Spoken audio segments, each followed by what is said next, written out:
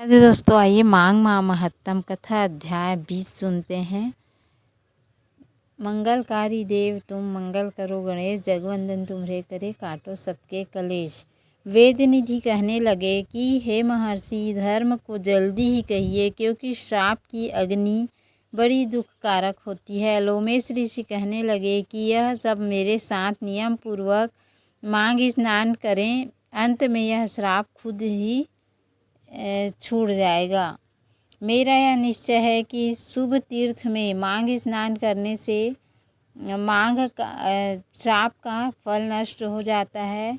7 जन्मों के पाप तथा इस जन्म के पाप माघ में तीर्थ स्थान पर स्नान करने से नष्ट हो जाते हैं। इस अच्छोद में स्नान करने से अवश्य ही मोक्ष की प्राप्ति होती है। राजसूय और अश्वमेध यज्ञ भी अधिक फल माघ मास में स्नान से हो।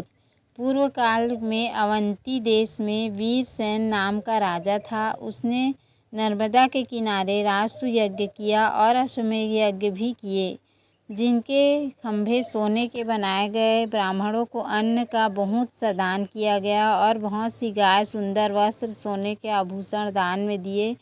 वह देवताओं का भक्त तथा दान करने वाला था। भद्रक नाम का एक ब्राह्मण तो अत्यंत मूर्ख, कुलहीन, कृषि कार्य करने वाला, दुराचारी और अधर्मी था।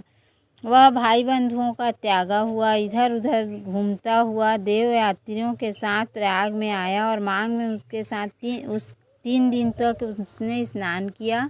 वह 3 दिन में ही निष्पाप हो गया और फिर अपने घर चला गया। वह ब्राह्मण और राजा एक ही दिन मृत्यु को प्राप्त हुए। मैंने इन दोनों के बराबर इंद्रलोक में देखा।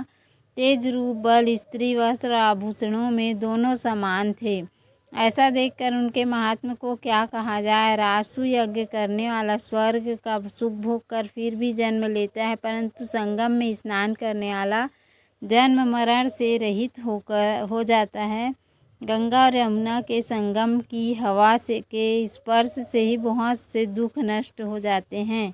अधिक क्या कहें। और किसी भी तीर्थ में किए गए पाप माघ मास में प्रयाग में स्नान करने से नष्ट हो जाते हैं। मैं पिशाच मोचन नाम का एक पुराना इतिहास सुनाता हूँ। इस इतिहास को यह कन्याएं और तुम्हारा पुत्र भी सुने, इससे उनको अपनी स्मृति प्राप्त हो जाएगी। बोलो श्री हरि विष्णु भगवान की जय। तो उम्मीद है आपको हमारा वीडियो पसंद आया होगा। यदि हमारा वीडियो पसंद आया तो वीडियो को लाइक, शेयर और सब्सक्राइब करना ना भूलें। अगली कथा हम कल